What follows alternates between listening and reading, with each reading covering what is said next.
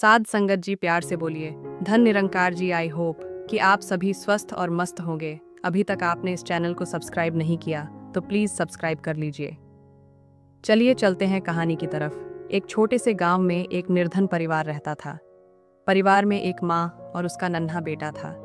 माँ हमेशा ईश्वर की भक्ति में लीन रहती और अपने बेटे को भी सत्संग और सच्चाई की शिक्षा देती। उनका जीवन कठिनाइयों से भरा था, लेकिन उनके मन में गुरु के प्रति अटूट श्रद्धा थी। एक दिन बालक ने अपनी माँ से मासूमियत भरे स्वर में पूछा, माँ, हम गरीब क्यों हैं? हमारे पास अच्छे कपड़े, बड़ा घर और मिठाइयाँ क्यों नहीं हैं? माँ मुस्कुराई और बेटे का हाथ पकड़कर उसे एक बगीचे में ले गई। वहाँ बहुत सुंदर सुंदर फूल खिले हुए थे।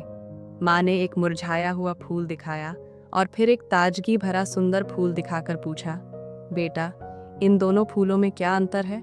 बालक बोला, माँ, यह जो ताज़ा फूल है यह सुंदर और खुशबूदार है, जबकि दूसरा फूल सूख गया है और अपनी सुगंध भी खो चुका है। माँ ने प्रेम से समझाया, बेटा, यह ताज़ा फूल वह इंसान है जो भगवान का सुमिरन करता है, अपने कर्मों से संतुष्ट रहता है और सेवा भाव रखता है, जबकि मुरझाया हुआ फूल वह इंसान है जो केवल धन के पीछे भागता है और अपने जीवन की असली खुशियों को भूल जाता है। माँ ने आगे कहा, बेटा, सच्ची गरीबी धन की कमी नहीं है, बल्कि मन की असंतुष्टि और भक्ति का अभाव ही असली गरीबी है। हमारा धन गुरु का ज्ञान, सेवा, भक्ति और प्रेम है। हम गरीब नहीं हैं, बल्कि हम तो सबसे धनवान हैं, क्योंकि हमारे पास सच्चा सत्संग, संतोष और भगवान का नाम है।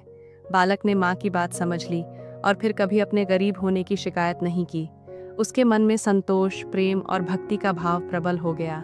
इस कहानी से हमें बहुत सीख मिली कि सच्ची संपत्ति धन नहीं, बल्कि मन की संतुष्टि और भक्ति है। जो भगवान की भक्ति करता है और सेवा भाव रखता है, वही सच्चा धनवान है।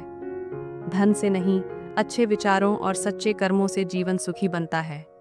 यह मधुर निरंकारी साखी हमें सिखाती है कि असली समृद्धि हमारे हृदय में बसने वाले प्रेम, संतोष और गुरु की शिक्षाओं में है। धन्यवाद।